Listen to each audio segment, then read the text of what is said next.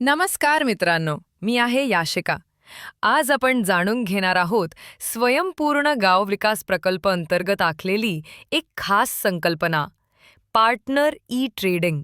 ही संकल्पना नाशवंत शेतमाल जसे भाजीपाला, फळं आणि फुलं यांना बाजारातूनच थेट ग्राहकाचा योग्य भाव मिळवून देण्यासाठी डिजिटली संचलित करण्यात आली आहे. चला तर मग बघूया ही प्रक्रिया कशी काम करते आणि शेतकऱ्याला यातून कसा फायदा होतो.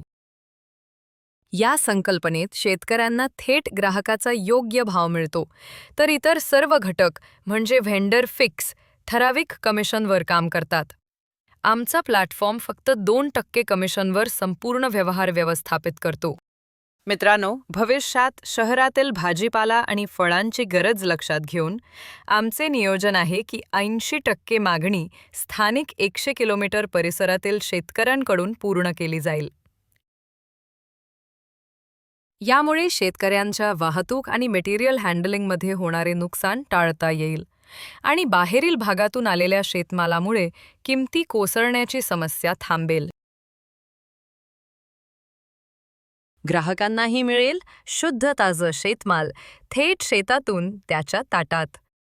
यासाठी कंपनीनं पेपर वितरण पद्धतीची आणि डिजिटल ॲप आधारित व्यवस्था तयार केली आहे, जी संपूर्ण प्रक्रिया पारदर्शक आणि सोपी बनवते. चला आता पाहूया ही संकल्पना प्रत्यक्षात कसे काम करणार आहे. सोसायटी वेंडर याचे कार्यक्षेत्र साधारण 2 किलोमीटर परिसरापुरते मर्यादित असणार आहे. या परिसरातून ग्राहक जेव्हा ऑर्डर करतील 500 ग्रॅमपासून 5 किलोपर्यंत, त्या सर्व ऑर्डर्स सोसायटी व्हेंडर आपल्या डिजिटल खात्यात स्वीकारणार आहे. याच पद्धतीने कंपनी शहरभर ग्राहकांच्या मागणीसाठी आपले मजबूत जाळं तयार करणार आहे. रिटेल व्हेंडरचे कार्यक्षेत्र साधारण 10 किलोमीटर परिसरापुरते असणार आहे. यांचे ग्राहक हे मोठ्या प्रमाणात खरेदी करणारे असतील, म्हणजेच 5 किलोपेक्षा जास्त ऑर्डर देणारे. यामध्ये प्रामुख्याने हॉटेल व्यावसायिक, खानावळ, छोटे रिटेल दुकानदार, इव्हेंट आयोजक, college canteen, hospital canteen, military canteen अशा ग्राहकांसाठी कंपनीने वेगळे दर ठेवले आहेत, जे मोठ्या खरेदीसाठी फायदेशीर ठरणार आहेत.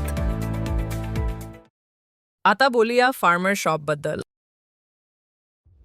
कंपनीचे नियोजन आहे की शेतकऱ्याच्या मालकीचे फार्मर शॉपचे जाळे शहरात उभारले जाईल. यासाठी प्रमाण ठरवले आहे. प्रत्येक 10 किलोमीटर परिसरासाठी किमान एक फार्मर शॉप योजनेनुसार एक गाव एक फार्मर शॉप बद्दल.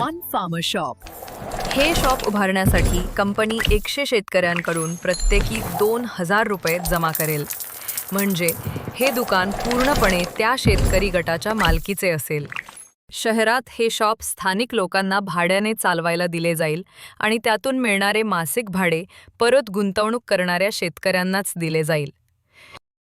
कंपनीचे ठाम मत आहे, जोपर्यंत विक्री साखळी शेतकऱ्याच्या मालकीची होत नाही, तोपर्यंत शेतकऱ्याला योग्य वाजवी दर मिळू शकत नाही. आता पाहूया बॅकवर्ड लिंकेजमध्ये कोण काम करणार आहे.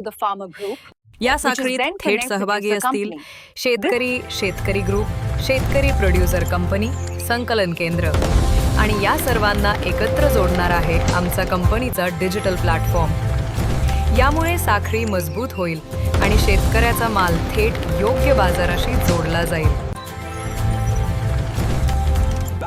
चला आता पाहूया हे कामकाज नेमकं कसं चालणार आहे. कंपनी आपल्या सोसायटी वेंडर आणि रिटेल व्हेंडर करून त्यांच्या एरियामध्ये नेमका कोणता भाव चालू आहे याची माहिती गोळा करेल. दुसरा हा भाव एरियानुसार वेगवेगळा असेल आणि ग्राहकांच्या प्रकारानुसारही बदलणार आहे. यासाठी कंपनीने डिजिटलीकरण अंतर्गत उपलब्ध लागवड माहितीचा आधार वापरण्याची व्यवस्था केली आहे. शेतकऱ्याला थेट माहिती दिली जाईल की ग्राहकाची ऑर्डर नेमकी किती आहे आणि त्याचा दर नेमका काय आहे. ही माहिती मिळाल्यानंतर शेतकरी त्याच प्रमाणात हार्वेस्टिंग करेल. नंतर तो शेतमाल थेट संकलन केंद्रावर आणेल.